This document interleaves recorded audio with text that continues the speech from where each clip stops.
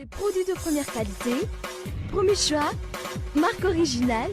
Baolay manolotra anao ny fampalalam-baovao. Baolay, toujours meilleur. Bonjour. Bonjour. Mitondra antsika amin'ny tontolo andronao. Bonjour. Jio antsika jiaby e. Manolotra ho anao ny vaovao. Magasin Saint-Georges Vista Tsaralalana, magasin Saint-Georges Vista Horizon Itos, représentant exclusif des marques Saint-Georges et Vista. Arainao ny fampalalam-baovao miaraka amin'ny magasin Saint-Georges Vista Tsaralalana sy magasin Saint-Georges Vista Horizon Itos.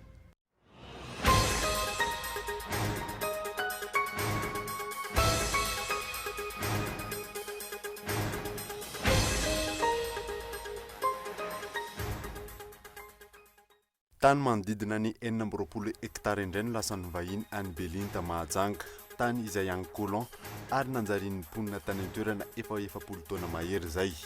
Milamindratry kosa ny toedrarà any Port Berger amin'izao fotoana izao, indrindra taorian'ny ilaina nagadrana olona 5. Nenina ambin'ny isanjato tamin'ny olona nanaovan'ny agence capsule fanadadiana ny arahana tamin'ny Cool TV no nilaza fa ilaina ny fisian'ny mpanohitra ara-panjakana. Miankina amin'ny fisian'ny programan'asa mazava ataon'ny fanjakana no ahafahana mahita ny toeran'ny mpanohitra ho kosa ny solombava-bahoaka. Tsavo avokoa ny filazana fandrarana tsy mahazo manao kapa sy akanjo ratsy mandritra ny francophonie raha ny fanazavan'ny préfecture n'Antananarivo androany. Ampiarina ny lalàna amin'ny fandrarana mahakasika ny fivezivezena. Maherin'ny 2 isa ireo mpikabarina vita fiofanana sy manana fanamarinana avy amin'ny fikambanan'ny mpikabary malagasy eto Madagasikara ankehitriny. Maneran-tany moa no misy ny mpikambana ary mitombo hatrany ireo liana amin'ny sehatra io. Vaovao iraisam-pirenena kosa indray dia miverina indray ny fandarofana bomba any Alep Syrie raha toka ny ato iray volana ny ady tany an-toerana. Ny firenena Siriana sy ny Rosiana moa no niroso tamin'izay fanafihana anabakabaka izany nanomboka omaly. Ny andindinireo arahanao afaka fotoana fohy.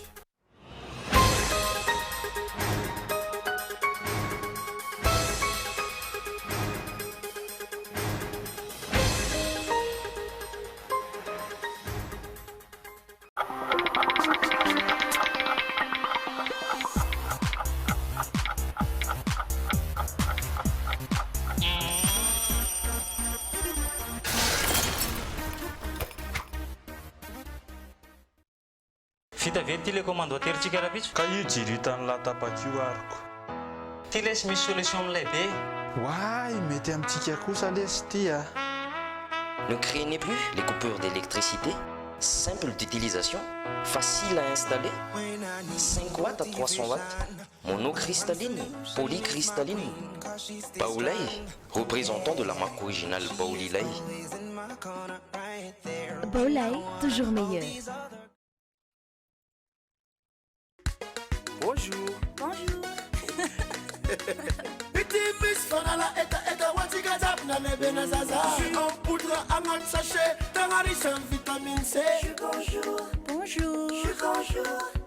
Bonjour. Bonjour, mapatanjaka zay misotra sambasambatra.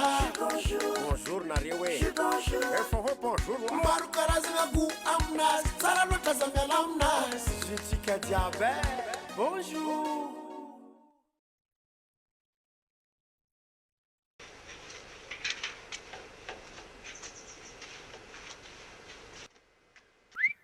Tsara kosa izy zany, ino io loko io azafady? Primokat io ramsa. Aiza no aza ahitana an'io? Ahitana azy daholo ny quincaillerie rehetra izay mahazatra anao. Sura miny, amin'ilay lavako azy. Merci e. Hono misy an'le promokat io ato aminareo? Ie, misy ka. Fa amin'ilay inona ny tendra misy? Za manko mila mandoko vavahady ary mila maromaro mihitsy. Misy sady misy amin'ilay eto amin'ny vy tsara io. Sady mora le izy.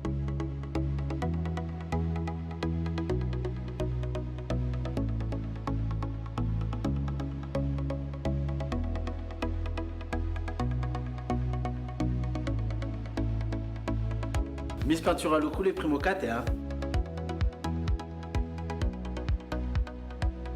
Exigez la gamme de peinture Primo 4 chez votre revendeur habituel. Primo 4, une valeur sûre pour toutes les surfaces.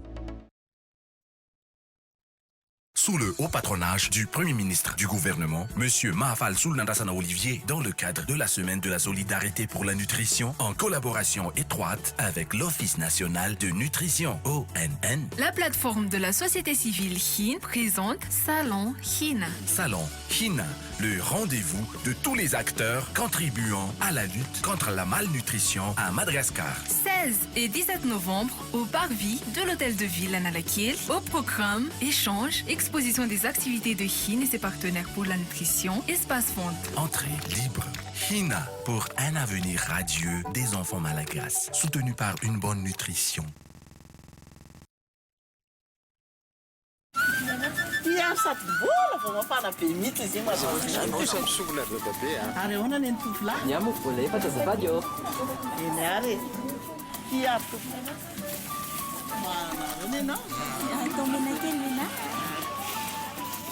Ono aky fa ahoana ankehitriny mahalafo mofo petape ohatra zao tsy ambara telo nilovaiko tamin'ny bebeako aky Safasdan tsy ambara telo ny fahombiazana. Vous êtes jeune, entrepreneur, vous débordez d'idées et aimez les défis? Le parcours du Start-Upper, un événement organisé par le Centre d'excellence en entrepreneuriat dans le cadre de la célébration du Global Entrepreneurship Week les 16 et 17 novembre 2016 au CND Lac à Nalakil. Tournoi de slam sur le parcours d'un entrepreneur, concours d'idées et de présentation de projets, débat télévisé sur le choix de carrière des jeunes, solutions de financement de projets par le crowdfunding. Alors, qu'attendez-vous pour vous inscrire? Soyez au rendez-vous. Partenaire privilégié, Orange Money. Média officiel, Cool TV. ISCAN, allez là où vont les élites.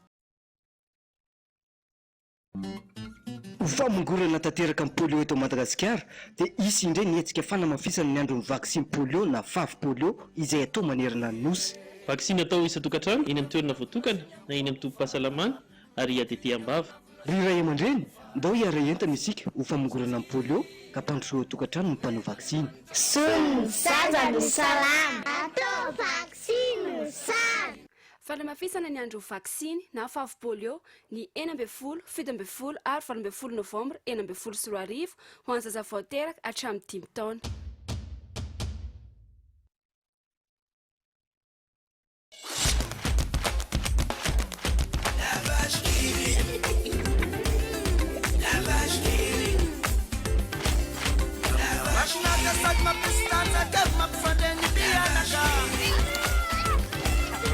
Fasalamanga, FIFA lianga, FIFA chiquina. Fiana gaviana, fila sanguina, mapifanga dia. La vashkini. Fasabalanga, fafina redaka, uan reja. La vashkini. La vashkini. La vashkini.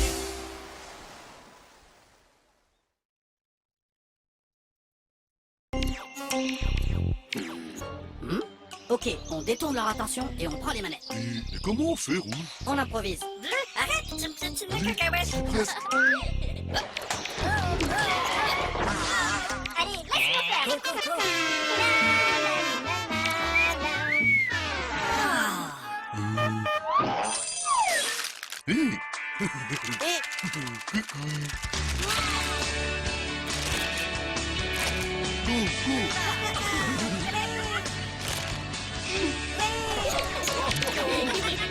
M&M's, le plaisir que l'on partage. Eo ambany fiahin'ny Prime Ministre lehiben'ny gouvernementa Andriamatoa Mahafal Soulnandrasana Olivier. Ao anatin'ny herinandron'ny firaisakina ho an'ny fanjarian-tsakafo, iaraha-miasa akaiky amin'ny ofisy pirenena ho an'ny fanjarian-tsakafo na ny ONN. Ny vovonan'ny fiarahamon'ny pirenena HINA dia manolotra antsika ny Salon HINA. Salon HINA sehatra hivondronan'ireo mpandray anjara rehetra amin'ny ady amin'ny tsy fanjarian-tsakafo eto Madagasikara. Ny 9 sy 17 novambra ho avy izao eo amin'ny tokontany Lampantanan'Antananarivo. Ho hitantsika ao fifanakalozana, varotra sy fampiratiana ny asa vitan'ny HINA sy ireo mpiara-miombona antoka aminy ho an'ny fanjarian-tsakafo. Tsy misy vidim-pidirana. HINA pour un avenir radieux des enfants malagasy soutenu par une bonne nutrition. Mahaliana anao ity Bijouterie vite volamena tongava malaky ao amin'ny galerie Sivy tsara lalàna ao amin'ny premier étage box 08 apita central hôtel na ihany koa amin'ny building complexe apeflo vao miditra vavahady amin'ny ilany ankavia fanamariany vavahady eo amin'ny arébus apeflo apita ny fiangonana azadinona ny mitondra kara-panondro galerie Sivy tsara lalàna téléphone 034 54 816 18 na building complexe apeflo téléphone 033 79 830 63.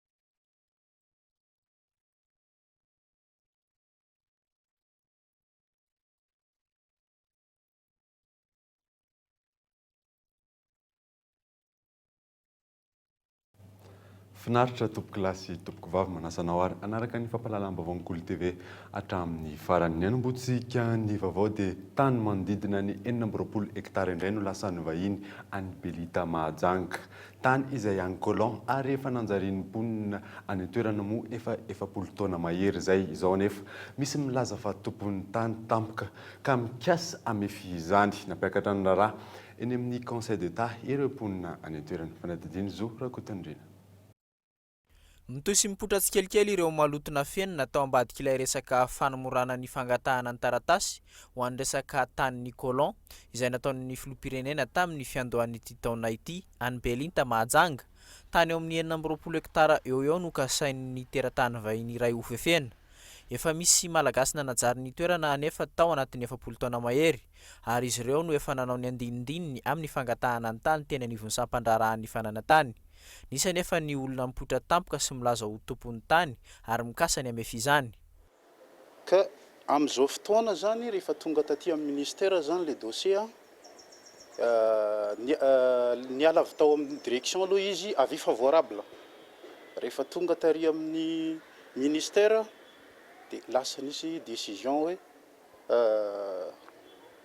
suspendena zany le demande. Ka rehefa nanontaniana tsy mazava aminay mihitsy hoe inona ny antony hoe ny rejetena an'le demande nefa zay mahatsapa fa hoe avis favorable ary ny tany dia efa nooccupén'le fokon'olona efa plus de 40 ans tsy nisy nanelingelina dia hoy zay hoe ohatrany hoe kobaka ambava ihany zany ny fieritreretana eny ny resaka zay navoaka amin'ny filoha tamin'le valo janoary ny 2016 satria nanantena an'le vahoaka fa tena hoe hanana ny rariny tokoa kanjo zany mifanohitra amin'izay zany ny zava-misy ka eto zay dia tena malahelo zany amin'izay toe-javatra zay ka voatery zany zay nampiakatra io raha io any amin'ny conseil d'état. Olona mahery ny 70 tafo no efa monina sy manajary ny tany mandritra ny 70 taona mahery raha ny fanazavana no ity tranga ity anefa dia nampiakatra ny raharaha eny anivon'ny conseil d'état izy ireo mba ahalalana ny marina sy anapaka amin'izay tena ho tompon'ny tany marina.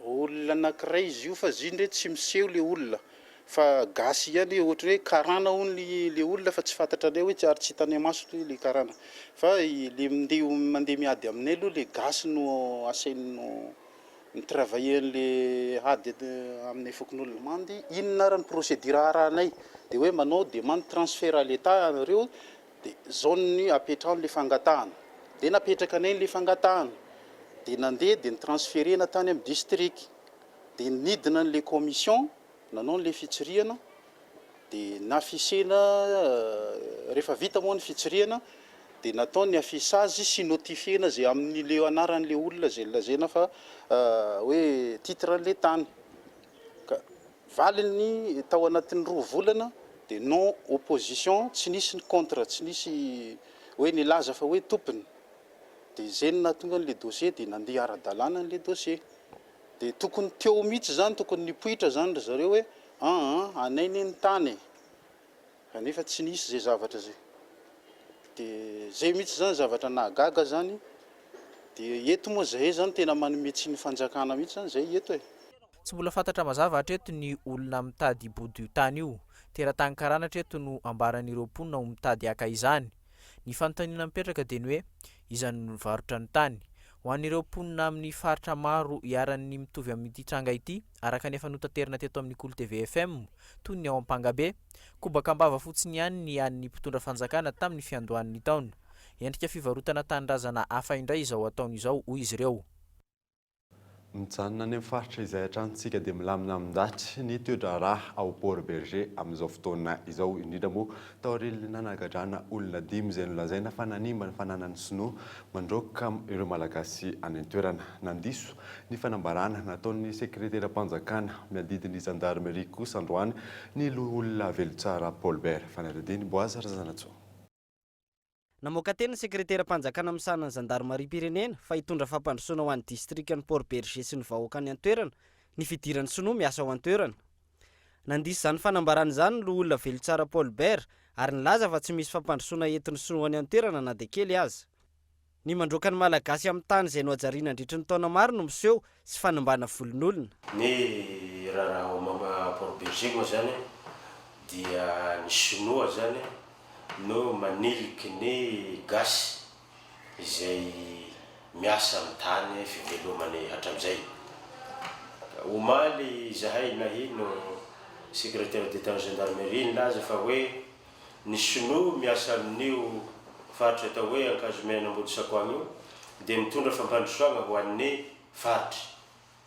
Diso tanteraka izay filazany Général Paza zay satria tsy misy fampandrosoagna hoentin'ireo sinoa ireo satria tsisy fotodrafitrasa ho ataon'ilay sinoa, tsy misy école miorigna amin'ilay toerana, tsy misy lalagna vitan'ny sinoa zany any amin'ny faritra io, tsy misy vovon-drano fisotro madio, tsy misy hôpitaly.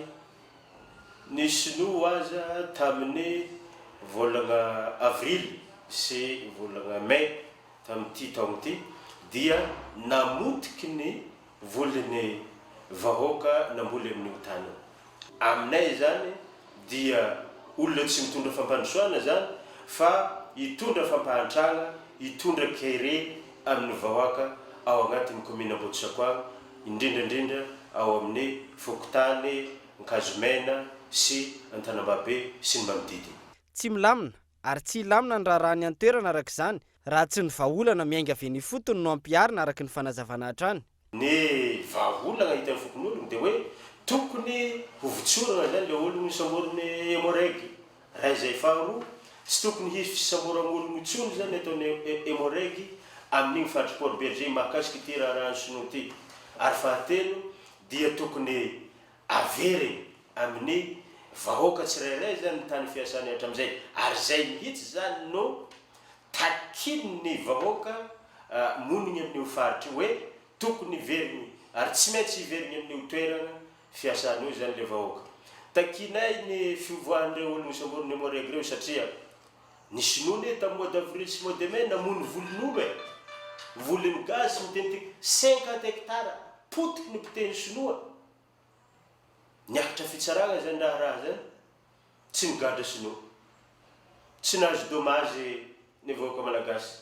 Amin'izao fotoana zao dia lazaigny fa hoe namotiky zavatra sinoa zany ny gasy dia tonga dia ampiariny ny lalàna. Ka tokony ampitoviny raha ampiariny amin'ny gasy ny lalàna, ampiariny amin'ny sinoa moniny amin'ny tany sy fanjakana eto koa zany. Ireo vahaolana hitan'ny fokon'olona an-toerana ireo ihany no hampilamina ity raha ity ary ny fokon'olona any an-toerana magnerana district'ny Port Berger dia tsy maintsy hitaky an'io zon'ny vahoaka malagasy moniny amin'ny faritra io na inona zavatra iseho na inona zavatra hidona eto amin'ny tany sy fanjakana. Hatreto tsy misy mangarahara momba io raharaha io araka ny fanazavan'ny olona mampara voafidy tao Mazenga io tsy misy mahafantatra ny taratasy sy ny alalana azony sinoa niditra tao an-toerana. Nefa fanagadrana ny tantsaha sy fanesoran'olona amin'ny taniny izay antom-pivelomany no miseho any an-toerana. Tsy lamina mory io raharaha io araka ny nambaran'ny olona Paul Bert. Mitaky ny amoahan'ireo olona 5 izay nogadraina izy, mitaky ny anesorana tanteraka ireo sinoa any an-toerana ary mangataka ny anamorana ny fakan'ny malagasy ny tany izay efa najariana nandritry ny taona maro. Miverina eto andrenivohitra isika dia ilaina ve ny fisian'ny mpanohitra ara-dalàna eto amin'ny firenena. Io ny fanontaniana napetraky ny agence capsule niara-niasa tamin'ny Kolo TV FM tamin'ny tamin'ny olona efajato teto andrenivohitra ny 800 isanjato tamin'ireo moa namaly fa ilaina tokoa ny sisiny izay mpanohitra izay fanadadiana. Manoloana ny fanambarana tamin'ny faran'ny volana oktobra farany teo izay nataon'ny antoko malagasy miaramainga amin'ny andraisan'ny toeran'ny mpanohitra araka ny voalazan'ny lalàna nanatotosa fakan-kevitra na sondage ny agence capsule izay iaraha miasa amin'ny Kolo TV FM tamin'ny 9 volana novambra lasa teo. Ny fanontaniana napetraka tamin'izany dia ny hoe ilaina ve ny fisian'ny mpanohitra ara-dalàna eto amin'ny firenena. Ny 800 isanjaton'ireo nanontaniana no namaly fa eny ilaina tokoa mba tsy hisy fioaram-pefy ataon'ny mpitondra. Ho an'ny solombavambahoaka ny nara-antaniaina voafidy tany Mahajanga voalohany, midika zavatra betsaka io salan'isa 800 isanjato io. Efa tsy mahomby intsony ny fitantanana ataon'ny mpitondra ankehitriny ka rariny raha moronany amin'ny fanoherana ny hevitry ny vahoaka. Matoa mahatratra 800 isanjato ny manohitra dikan'izany misy zavatra tsy ara-dalàna aminahy zany amin'ny mampanao politika anahy ilana ny manohitra satria raha ataontsika hoe za zao solombavambahoaka voafidy tao Mahajanga dia tsy midika hoe nifidy anahy daholy ny olona tao Mahajanga fa nisy tsy nifidy anefany amin'izao fotoana zao zany mety miakatra ny isanjato ny olona nifidy anana mety idina inona ny antony arakaraka an'ilay asa ataoko eny amin'ny mahasolombavambahoaka anahy amin'izay fotoana zay ka aminahy zany matoa misy ny fanoherana miakatra be ny isanjatony dikan'izany tsy mandeha ny fitondrana eto Madagasikara. Ny 520 isanjato no namaly fa tsy ilaina fa aleo anao izay danin'ny kibon'ny mpitondra ary ny 9 isanjato no tsy manan-kevitra tao anatin'izay fanadihadiana izay. Ilaina dia ilaina tokoa ny fanoherana manara-dalàna raha ny nambaran'ny solombavambahoaka Rahatefy Arovonjaona voafidy tany tsara tanàna. Mifototra amin'ny fanoherana ny fandaran'asa na ny politika mpampandrosoana entin'ny fitondrana ny fanoherana ara-dalàna raha nambaran'ity solombavambahoaka ity saingy amin'izao fotoana izao tsy hita izay ho toerina na ireo mpitondra aza tsy manana politika mazava entina hampandrosoana ny firenena hoy izy. Dia tokony ho faritana tsara hoe inona ilay toerana zany hoe misy fitondram-panjakana izay mijoro eo zany na amin'izao fotoana izao na ny taloha na ny ho avy zany io fitondram-panjakana mijoro dia rehefa misy ny fifaninanana amin'ny alalan'ny fifidianana dia misy ny hoe lany dia misy ny tsy lany. Ny fitondrana izay lany zany ny olona izay lany zany dia tokony manana programma n'asa mazava tsara mihitsy zany hoe le fitondram-panjakana tokony manana politika mazava tsara hoe mandeha mena atsimo sa mena avaratra zany hoe politika ny hitondrana izay nahazo ny fitondrana zany na izay ny tokony nahazo fitondrana zany amin'izay fotoana izay dia mipetraka arak'izay toerana hisy azy amin'izay mpanohatra amin'izay fotoana izay fa raha ohatra le fitondram-panjakana nalay any tokoa politika izay lany tsy hita izay tena misy azy sady tsy mena varatra tsy mena trino tsy manana foto-kevitra mazava eo amin'ny fitondrana ny firenena dia ny heverinay fa hoe inona moa ny ilana mpanohatra satria na ny toerana sy ny mpanohatra ny misy azy ary tsy hitany ka izay ny anisan'ny problème eto Madagasikara misy ihany ny te hanohatra misy ihany ny te ametraka balizy zany amin'ilay firenena aty fa ny olana zany dia hoe tsy hita izay tena toerina eto amin'ny firenena aty zany. Raha tsy ahivona olona misy efajato no nanaovana ny fanadihadiana teto Antananarivo renivohitra ary natao tamin'ny olom-pirenena mihoatra ny 12 taona avokoa izany.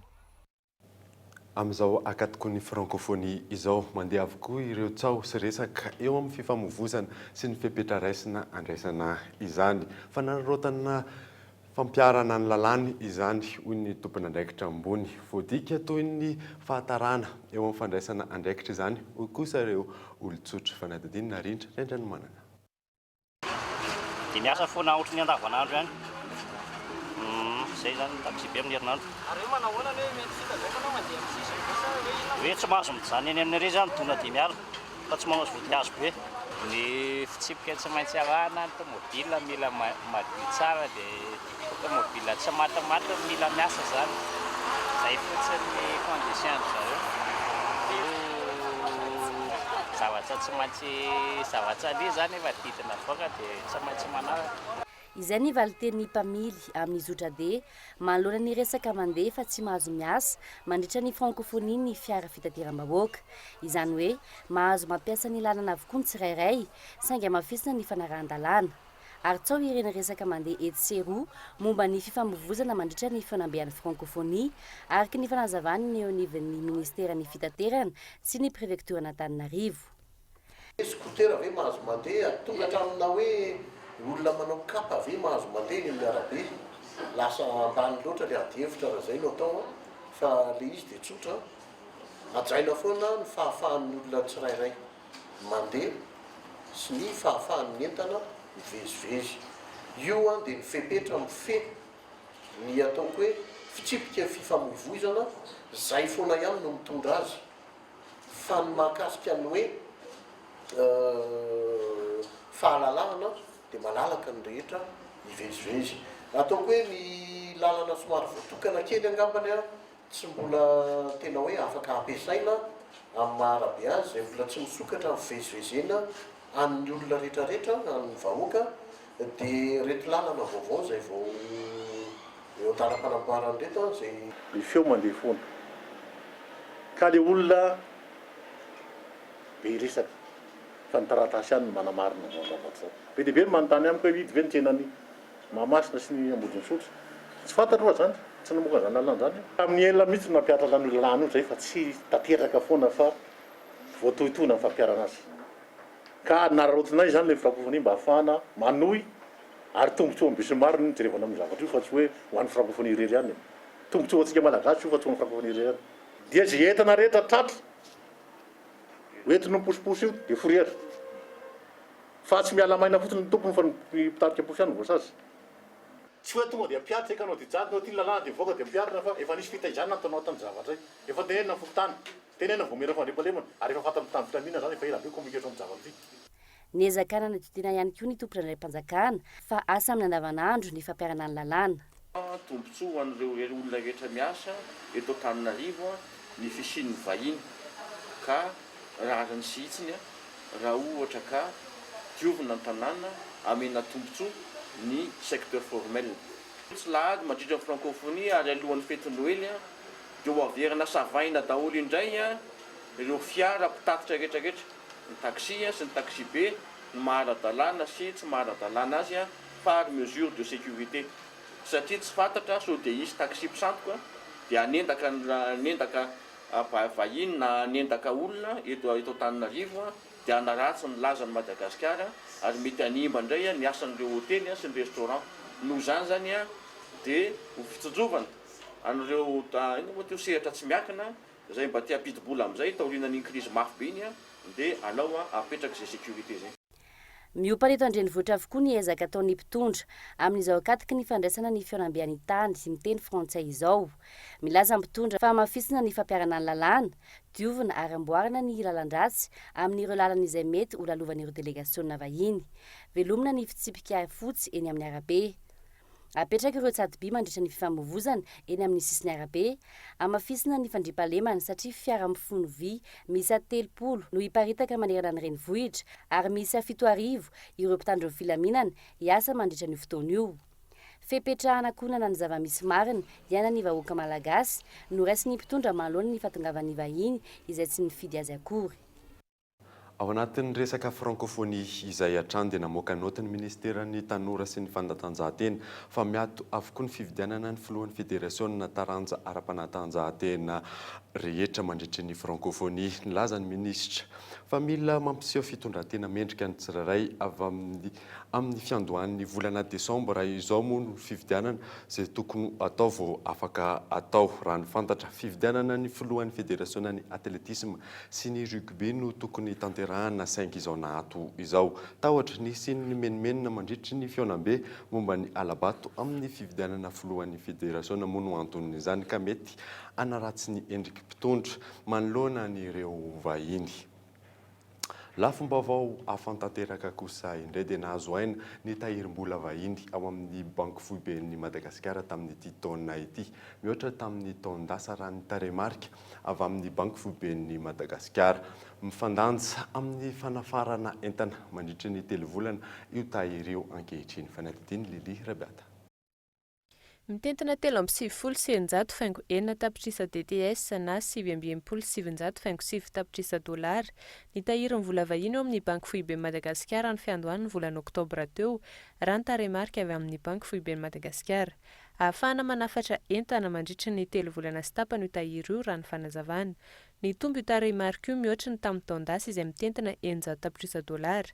Ny fanondranana lamba, fanondranana vokatra toy ny lavanilina sy ny jirofo, ny poivre, ny kakao no isan'ny nampiakatra io tarehimarika io. Ny hena kilan'izay ny fampidiram-bola nataony ny fanondranana nickel sy cobalt noho ny fidiana ny vidin'ireo eo amin'ny sehatra iraisam-pirenena. Raha ho an'ny fanondranana lamba, ny tentana 700 tapitrisa € ny fanondranana tamin'ity taona ity hatramin'ny fiandohan'ny volana oktobra teo. Ny tombo 3.700 io fanondranana io mihoatra ny tamin'ny taondasy. Mihoatra lavitra ny tanjona napetraka ho an'ny taona 2014 io tarehimarika io raha ny fanazavana eo anivon'ny GEFP na ny Groupement des Entreprises Franches et Partenaires. Niakatra ihany koa ny sandan'ny fanondranana lavanilina nataon'ny Madagasikara noho ny fiakaran'ny vidin'io vokatra io teo amin'ny tsena iraisam-pirenena. Niakatra 7.700 ny fanondranana tamin'ity taona ity noho io fiakaran'ny vidin'io izay mitentana ray hetsy ariary ny kilao. Ho an'ny nickel sy cobalt kosa izay isan'ny tsy nahitana vokatra firy noho ny vidiny teo amin'ny tsena iraisam-pirenena. Ny hena 3.700 ny fanondranana ho an'ny nickel ary ny hena 4.700 ny fanondranana ho an'ny cobalt. Ankoatr'ireo ny fahazoana ny ampahan'ny famatsiam-bola FEC na ny facilité élargie de crédit mitentana 5.7 tapitrisa $. Ihany koa no nampiakatra ny tahirin'ny vola vahiny. Tsy isan'ireo hita mazavatra eto ny vokatry ny fivoahan'ny harem-pirenena, indrindra ny volamena sy ny hazo sarobidy miondrana tsy azony ny firenena tombony. Tontolon'ny fitanterana kosa indray dia ao anatin'ny fikarakarana ny compensation omena ny mpitatitra tanteraka ny tompon'andraikitra amin'izao fotoana izao. Misy 500 ireo mpitatitra vao nisoratra anarana amin'ity lisitra vaovao ity ary mbola hitombo io ision'ny mpitatitra ireo. Dingana maro moa ny diavana ao anatin'izany ary tsy maintsy iroso amin'ny fandoavana io vola io ny fanjakana noho ny fiakaran'ny vidintsoloka 20 ariary tamin'ity fiandohan'ny volana novambra ity. Manamafy ny firosonina amin'ny fipetra vaovao amin'ny fampiasana ny karatra elektronika moa ireo tompon'andraikitra. Fanampanazavana. Fa io vidintsoloka io dia misondrotra dia midina kely indray dia misondrotra. Fa misy zany hoe misy karazana ho avy amin'le fotoana izy azo tablazy zay efa tsy ho ela angamba zay arak'le fanambarana ny teknisianina teto. Beny zany dia efa nresahana tamin'ireo mpitatitra fanaka marimaritra iraisany zay le prix de référence. Nelana le tamin'ny herintaona le 2860 ariary iny dia efa nampidinina mihitsy zany mba azahoan'ny mpitatitra tombony kokoa. Dia miainga amin'izay zany kajikajy rehetrarehetra azahoana manome an'le compensation avy eo. 15 décembre sy ny régularisation rehetrarehetra dia efa anatiny tsika. Ny opération financière ataoko dia ambarako anareo fa tsy no manomboka azy akory no atao hoe tara fa ny fikirakirana azy dia mila ataoko hoe fahamailona tanteraka mihitsy satria amanarivony ny olona izarana ny voly io. Lalana mirefy 700 metatra no vita beton teny amin'ny fokotany Andotam-penaka fahatelo. Misy ihany koa moa ny lalakely mirefy 520 metatra no vita tamin'ny hazo fiara-miasa teo amin'ny ONG lalana sy ny masivo amerikana no nahavitana ity lalakely ity famatsim-bola $7,000 avy amin'ny ambasady amerikana ary 7 tapitrisa ariary moa avy amin'ny ONG lalana. Mampiavaka ity tetikasa zahay koa manorina ity moa ny fampiofanana ireo mponina manodidina amin'ny fikojakojana sy ny fanamboarana raha misy fahasimbana. Fanampanazavana. Problème dia hoe matetika dia rehefa manao projet ny olona zany dia vita rehefa dia samy lasa. Fa ny zany mitandro eo ONG lalana hatramin'izay dia hoe projet vita fa tokony misy zany olona eo toerana hikojakojana izy io mba haritra. Mba tsy ho vola dia fotsiny dia vola kataka amin'izy. Dia izay zany dia izy dia izay ilay karazana formation nampanaovana tamin'izy. Miamahazo vahana indray ny fanafihana ireo fiara fitanterana moa eny amin'ny lala amin'ny pirenena fahafitoiny tamin'ny faran'ny herinandro teo taxi borosoroa indray lasibatra tamin'izany maro ireo moa ireo naratra. Fanadadin'izao rakotondrena.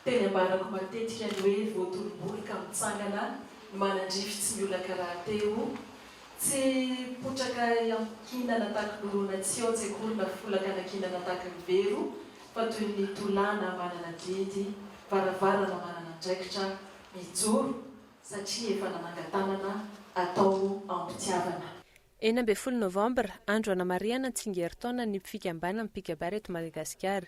14 ny sampikambana namorona fikambanana tany Ampiandohana. Ankehitriny mahery 2 isa ny mpikabary eto Madagasikara. Manodidina ny 500 isa isan'ny taona ny mpianatra kabary mivoaka na vita fiofanany raha ny fanazavana. Tamin'ny 13 taona lasa mantsy no ny vorovoloany ireo mpikabary atao hoe ngezalahy 14 miralahy izy ireo anisan'izany ohatra ry Andriamanantena Celestin, Andriamanala Rombalavola, Andriamanantena Georges Nairado mbola velon'aina ankehitriny zao dia Raisisa Rakototsonina Daniel fa misy 14 izy ireo zany ry Rakototsonina Joba ihany koa zany. Ny fikambanana mpikabary malagasy moa zany raha 14 miralahy teny Ampiandohana ankehitriny dia amanarivony ary maneran-tany any Canada, Frantsa, Suisse, Belgique, Nosy Maurice zao vao tamin'ny sabotsy no natao ny fitokanana. Tsy mifidy taona ny fianarana kabary ary maro ny manomboka liana amin'ny sehatra io. Manamora ny fianarana kabary ny fahamaroan'ny boky fianarana saingy manimba ny asan'ny mpikabary raha ny fanazavana hatrany. Ny fiofanana ho mpikabary misy ny atrikasapirenen'ny fampianarana kabary izay ataonay isa-taona. Misy ny mpiofana vao manomboka feno ny herintaona dia misy ny takalo voalohany, takalo faharoa, mpandalina. Tany ketsa ihany koa dia misy ny taona voalohany, taona faharoa, taona fahatelo. Dia mari-pahaizana iombonana zany ny avoaka ny fipima na ny eto Madagasikara na hatrany ampitan-dranomasina. Ny tontolo androandroany no nanamariana ny 17 taona ny fikambanana mpikabary eto Madagasikara nanehoana ny tantara ny teny malagasy. Mpanoratra malagasy maro no fantadaza teo amin'ny sehatry ny kabary.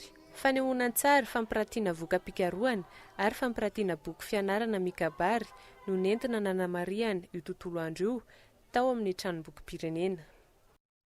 Tontolon'ny kolotsaina izay hatrany dia mifanindry amin'ny fandraisan'ny Antananarivo ny francophonie mikarakara hetsika maro ny Alliance Française etsy Andavamamba. Ny alahady izao moa ny santatra izany amin'ny alalan'ny fampisehoana maneho ireo tanora tafiakatra amin'ny dingana famaranana amin'ny fifananana mihira amin'ny teny frantsay. Tanjona moa ny andraisan'ny faritra rehetra eto Madagasikara anjara amin'ny hetsika rehetra mahakasika ny ara-kolotsaina. Vaovao iraisam-pirenena kosa indray dia miverina indray ny fiadarofana bomba any Alep Syrie raha ny ato efa iray volana izay ny ady tany toerana. Ny firenena Siriana sy ny Rosiana hatrany moa nirosy tamin'izay fanafiana izay fanadidina amin'ny sarany France 24. Any Syrie mitomba hatrany ny fitaovam-piadiana eo ampelantanan'ny firenena Rosiana hiatrehana ny ady amin'ny roapok'y Siriana ny toerana. Tao aorian'ny fiatohan'ny ady iray volana izao, omaly ny hiverinandray tany Alep Syrie ny fidarofana bomba. Voalazan'ireo fikambanana miaro ny zon'olombela ihany koa fa fidarofana bomba amin'ny faritra stratejika maro no kendren'ny firenena Rosiana tao anatin'izany. Syrie indray no niditra an-tsehatra manoloana ny fanafiana habakabaka tany antsinanana Alep. Vonona iara-iasa amin'ny firenena Amerikana ny filoha Bashar al-Assad raha manova ny paikady politika momba ny Syrie Donald Trump ao anatin'izany. Miandry any Washington amin'ny fandraisana andraikitra manoloana ny fiatrehana ny ady amin'ny mpanao asa fampiroroana ny filoha Siriana. Fanafina izay nomelohan'ny fikambanana miaro ny zon'olombelona endrika fanitsakitsahana amin'ny endriny maro toy ny fidarovana bomba an'ireo hopitaly miisa 3 any Syrie. Tsy ny andela fa nanamelika izany avy hatrany ny firenena Amerikana ary midika fanitsakitsahana ny lalàna iraisam-pirenena izany ho azy ireo. Miditra antsehatra ny toerana hatrany Casque Blanc, ireo mpamonjy aina sy mpilatsaka an-tsitrapo manoloana ny ady any Syrie izay. Alohan'ny sarana dia verina aminao ireo vaovao nisongadina tamin'ity alina ity tany manodidina ny 400 hektara indray no lasan'ny vahiny any Belinta Mahajanga. Tany izay any Colomb ary nanjarian'ny mponina tany an-toerana moa efa 10 taona mahery izay. 900 isanjato tamin'ireo olona nanaovana fanadin'ny agence capsule ny arahana tamin'ny Cool TV FM no laza fa ilaina ny fisian'ny mpanohatra ara-panjakana. tsaho avokoa ny filazanina fa tsy mahazo manao kapa na akanjo ratsy mandritry ny francophonie raha ny fanazavan'ny préfecture n'Antananarivo androany dia izay mamara ny fampahalalam-baovaontsika tamin'ity alina ity akasitrany ianao nanaraka izany hatramin'ny farany tenako mame fotoananao amin'ny manaraka indray soava miona tompoko.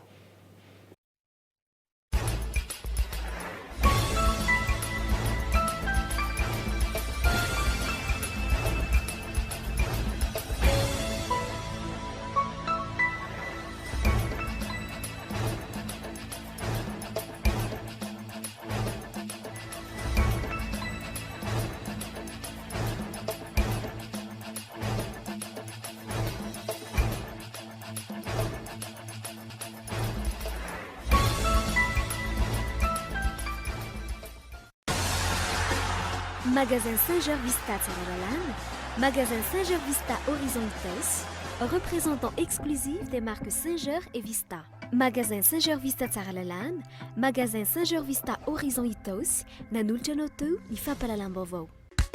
Bonjour. Bonjour. Narainao teo ny vaovao niaraka tamin'ny bonjour Juantsika jiaby. Des produits de première qualité, premier choix, marque originale. Baolay nanolotra anao teo ny fampalalam-baovao. Baolay, toujours meilleur.